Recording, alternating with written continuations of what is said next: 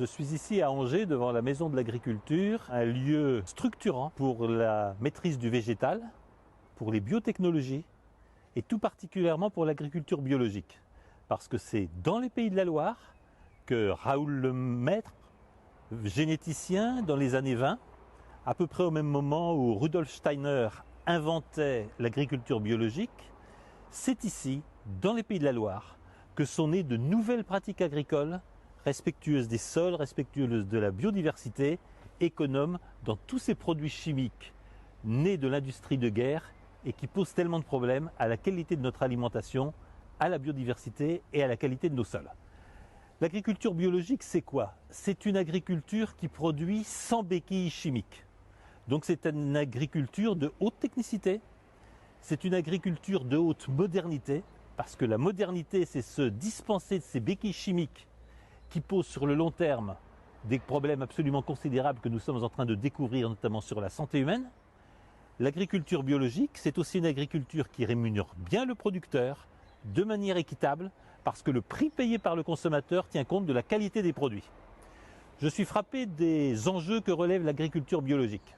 D'abord l'enjeu de celles et de ceux qui essayent de brouiller les pistes, en inventant par exemple une agriculture de haute valeur environnementale qui est en train de capter à tort une partie des subventions et des aides européennes qui doivent être réservées aux agriculteurs installés en agriculture biologique. C'est le système de production alimentaire le plus contrôlé de l'Europe et de France. Il faut lui garder sa spécificité. Ne brouillons pas les pistes. Seule l'appellation agriculture biologique, produit de l'agriculture biologique, PAB, veut signifier quelque chose pour la santé du consommateur et pour la qualité du produit qu'il consomme. Le plus grand enjeu auquel je me trouverai confronté en tant que président de la région des Pays de la Loire, c'est celui de l'éducation des enfants au goût. Je souhaite que dans tout le circuit éducatif, des heures d'éducation au goût et à la santé soient intégrées. Éducation au goût et à la santé, ça veut dire des repas équilibrés. Ça veut dire enseigner aux enfants ce qu'est le bon goût d'un bon produit. Le bon goût du raisin, des cerises, d'une tomate, d'une pomme de terre, d'une viande.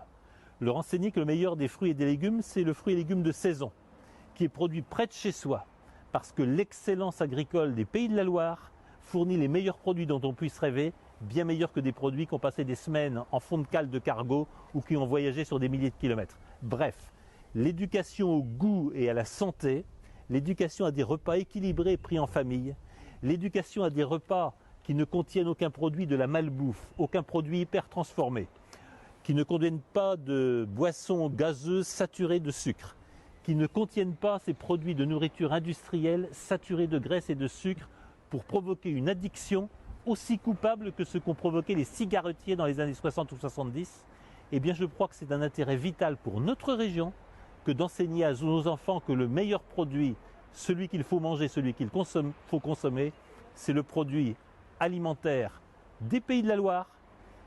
Comme le dit la filière bio ici, c'est bio pour nous, bio mon pays, bio ma région, que tous les enfants des Pays de la Loire en soient convaincus.